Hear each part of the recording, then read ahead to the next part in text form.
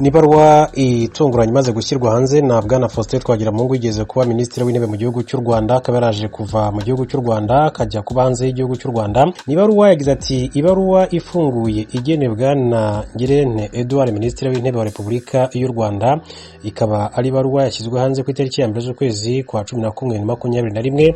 Yagize ati impamvu abayobozi batakiboneka mu nshingano zabo. Yagize ati nyakubahwa minisitiri w'intebe, bandikiye nk'umwenegihugu wabaye minisitiri w'intebe w'u Rwanda hagati y'umwaka w'1994 n'umwaka w'1995, nkaba kandi mbikoze mu izina ry'ishyaka Rwandan Dream Initiative RDI Rwanda nziza mbereye umuyobozi. Ati nifuje kandi kubagezaho impungenge dukomeje guterwa n'imiborogo y'abanyarwanda cyane cyane abari mu gihugu imbere, ati babuze igitabara nkaho rero nta buyobozi bukiriho. Nyakubahwa minisitiri w'intebe, ati mu nyemerere mbahe ingero z'akarengane n'urugomo bikomeje kuzahaza abaturage mu gihugu cy'u Rwanda. Ati rimwe, abatuye mu cyaro baratabaza kubera inzara n'ubukene batewe no kwamburwa amasambu yabo, ati kurandurirwa imyaka no gutegekwa guhinga ibihingwa bigenewe gucuruzwa ikantarange. Abo mu mijyi, ati batari bake batindahajwe no gusenyerwa amazu yabo nta ngurane bahawe, ahubwo bakaba barahindutse impunzi mu gihugu cyabo. Abanyarwanda, ati kandi bahangayikishijwe no kuburirwa irengero bakorerwa n'inzego zitwa ko ari iz'umutekano, cyane cyane hakaba hibasirwa urubyiruko ubu rwatakaje icyizere cyo kubaho mu gihugu cyarwo rutekanye kandi rwiteza imbere.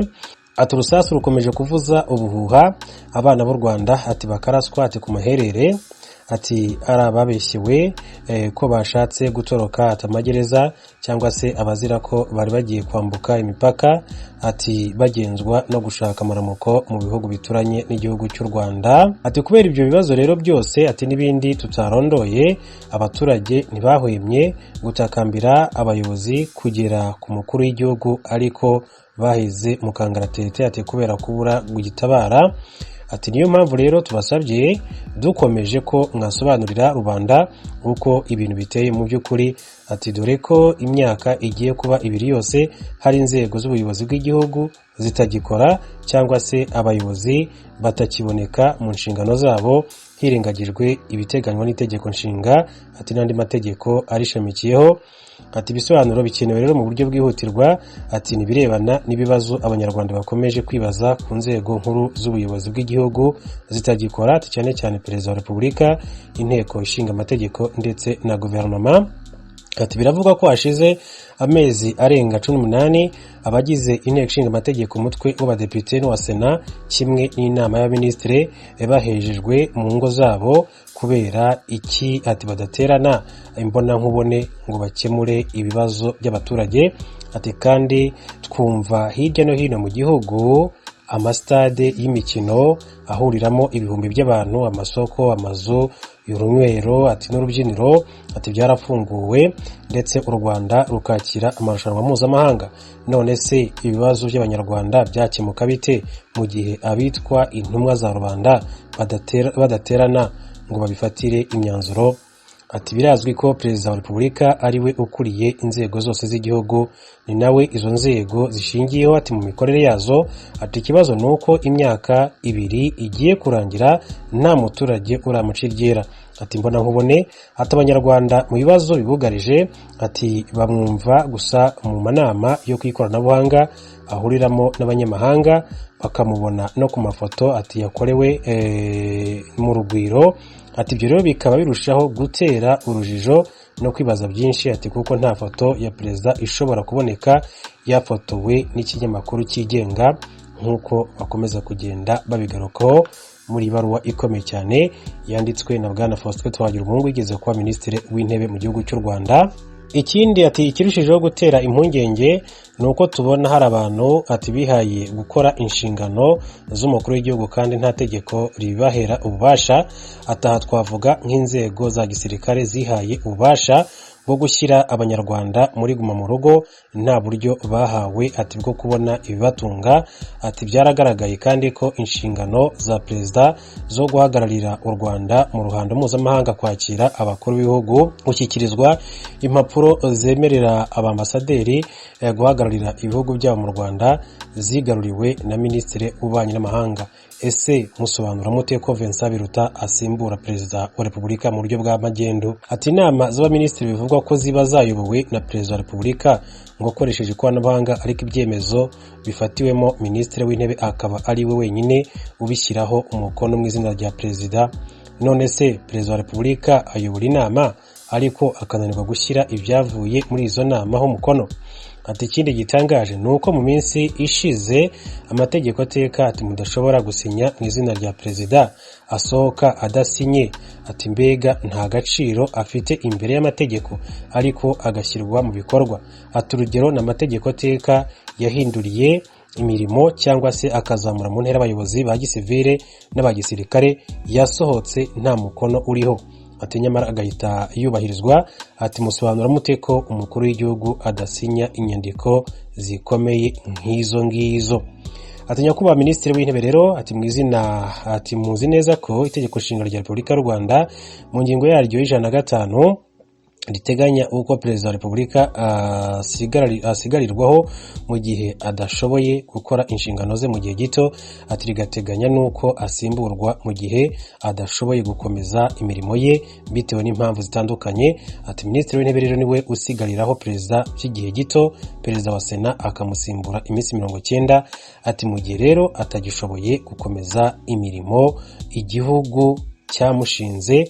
Ati nyuma rero agategurwa amatora yo kumusimbura. Ati igitangaje kandi giteye impungenge nuko hari agatsiko k'abantu bihaye ububasha bwo kwishyira mu nshingano za perezida wa Repubulika ati mu mirimo ye yo mu gihugu ndetse no mu mahanga. Ati niyo mpamvu rero tubasabye ati dukomeje kuvana abanyarwanda mu rujijo ati mukabatangariza ku mugaragaro aho umukuru w'igihugu batoye ngo bayobore aherereye. Ati kuko batakimubona imbona nkubone. Ati nimusabe perezida wa Repubulika asohoke ati mu rugwiro ubundi agaragare. Ataho amaze hafi imyaka 2 yifungiranye, maze nk'uko yari asanzwe abigenza yegera abaturage bamugezeho ibibazo bafite ati abishakira ibisubizo kuko amafoto ye berekwa adashobora kubavana mu kaga abarimo. Ati ibyo niba rero bidakozwe perezida wa Repubulika agakomeza rero kwihisha abanyarwanda ati ntabegere nk'uko byari bimenyerewe.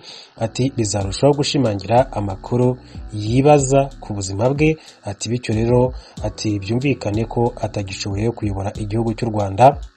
Nta gushidikanya ko bishobora gukomeza gukurura akajagari n'umutekano muke mu gihugu nk'uko bigaragara hirya no hino muri iki gihe. Ati mumenye kandi ko ingaruka zabyo zizabazwa mwebwe ubwanyu na guverinoma muyoboye. Ati turangije tubashimira uburyo muzaha agaciro iyi mpuruza tubagejejeho. Ati kandi mukazayitugereza no ku bandi bayobozi bagombye rero kuba bari mu nshingano zabo. Ati kugira ngo abaturage bakomeje kugirirwa urugomo n'akarengane batabarwe mu gihe bibangutse. Ati mugira amahoro. Bwana Twagiramungu Faustin ni perezida w'ishyaka RD Rwanda Nziza. Ati akaba rero bimenyeshejwe perezida w'inteko ishinga amategeko mu Rwanda, umutwe wa Sena, perezida w'inteko ishinga amategeko mu Rwanda, umutwe w'abadepite, perezida w'urukiko rw'ikirenga mu Rwanda ni nawe washyize rwose umukono kuri iri tangazo. Ngibyo rero byagarutsweho mu ibaruwa ikomeye cyane Bwana Faustin Twagiramungu yandikiye Minisitiri w'Intebe w'u Rwanda Dr Edouard Ngirente amumenyesha ko hari bikwiye gukemuka mu maguru mashya cyangwa se abanyarwanda mu by'ukuri bagahabwa ibisobanuro byaho ibipfa bipfira ndetse n'icyakorwa kugira ngo ibintu birusheho kugenda bibera neza. Ntacyo duhindiyeho ni ibaruwa dusomye ya Faustin Twagiramungu wakunze kumvikana ku ruhande rwo kunenga ibitagenda mu gihugu cy'u Rwanda, yewe n'ibigenda ugasanga rimwe na rimwe hari uko abisobanuye. Gusa ikiriho mukuru w'igihugu kuba wenda bavuga ko agaragara ku mafoto wenda byo birashugoye cyane ko hagira abantu babyumvikanaho, kuko nk'ubu tuvugana yari i Roma mu Butaliyani kandi yagiye agaragara mu mafoto, yagiye agaragara muri video mu by'ukuri atanga ibitekerezo nk'uko mwakomeje kugenda mubona abakurikira cyane cyane amakuru y'ibibera mu Rwanda. Hanyuma perezida wa repubulika kandi yagiye agaragara mu nteko ishinga amategeko yakira indahiro z'abayobozi batandukanye, yagiye agaragara mu biro by'umukuru w'igihugu mu nama zifatirwamo ibyemezo bitandukanye by'abaminisitire, kandi akagaragazwa mu buryo bwa video apana mu buryo bw'amafoto.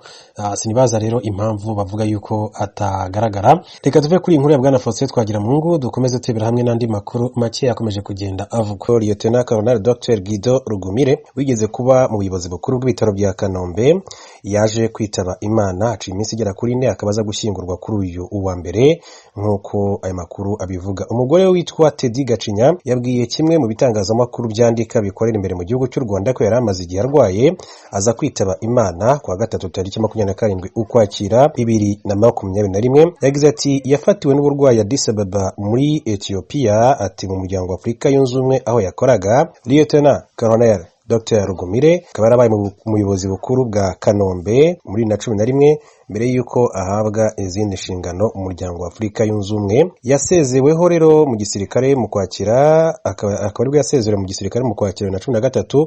Icyo gihe yari umwe mu basirikare bakuru 16 bahawe ikiruhuko. Biteganyijwe ko rero aza gushyingurwa kuri wa mbere mu Gushyingo tariki ya mbere 2021 saa 9 mu irimbi rya gisirikare i Kanombe, nk'uko amakuru yose ajyanye n'umuhango wo kuza kumerekeza bwa nyuma rero akomeza kugenda abivuga. Navuga ko ari igihombo gikomeye cyane, umva ko yari afite inshingano mu muryango wa Afurika yunze ubumwe ya Addis Ababa mu gihugu cya Ethiopia. Kuba rero tumubuze navuga ko ari igihombo gikomeye cyane, gusa niko bimera ku isi. Hanyuma twihanganisha umugore we Teddy Gacinya, abanyamuryango be bose bakomeze gitware, kuko ku isi niko bimera, abaye igihe cyo kuba hakaba n'igihe cyo gusezera ubuzima. Reka rero mvuge ngo n'igisirikare cy'u Rwanda RDF bihangane cyane. Hanyuma dukomeze tureba n'andi makuru atandukanye akomeje kugenda avugwa. Perezida wa Repubulika y'u Rwanda Paul Kagame yatabarije ibihugu bikennye bifite ubukungu bwacegeshwe n'icyorezo cya COVID-19. Paul Kagame yasabye ibihugu bikize ku isi kongera imbaraga mu buvugizi no gutera inkunga ibihugu bikiri mu nzira y'amajyambere byashegeshwe na COVID-19 kugira ngo byongere kuzahuka bisubire mu nzira y'iterambere.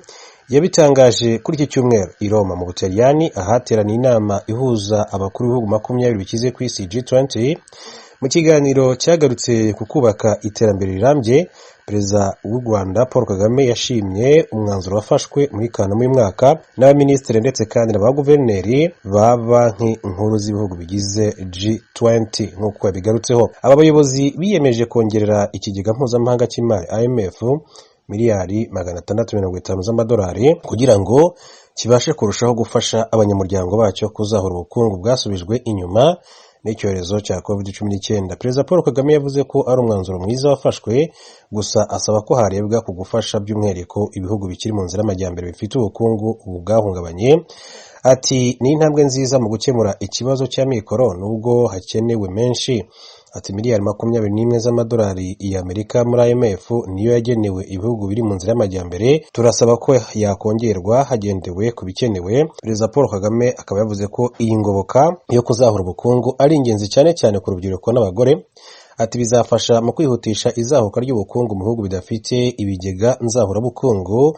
Ati bizafasha kandi abagore n'urubyiruko babashe kubona ubumenyi n'imirimo basubire mu murongo w'iterambere. Perezida Paul Kagame yakomoje kandi ku zindi ngingo zirimo intego z'iterambere rirambye SDGs, asaba ko zongerwamo imbaraga kugira ngo zizagerweho uko ziyemejwe. Yasabye kandi uruhare rwa buri wese mu bihugu bigize G20 mu gushyigikira umuryango mpuzamahanga ubucuruzi hagamijwe ko ubucuruzi mpuzamahanga bukorwa neza. Yavuze ko inama y'umuryango mpuzamahanga w'ubucuruzi ku rwego rwa minisitiri iteganyijwe mu kwezi gutaha ari amahirwe yo kongera kwicara hamwe, ati tugashyira ibintu by'ingenzi ku murongo. Ngaya ni amagambo y'umukuru w'igihugu cy'u Rwanda Perezida Paul Kagame wari witabiriye inama y'ibihugu bikize ku isi G20 iberaga mu gihugu cy'Ubutaliyani i Roma.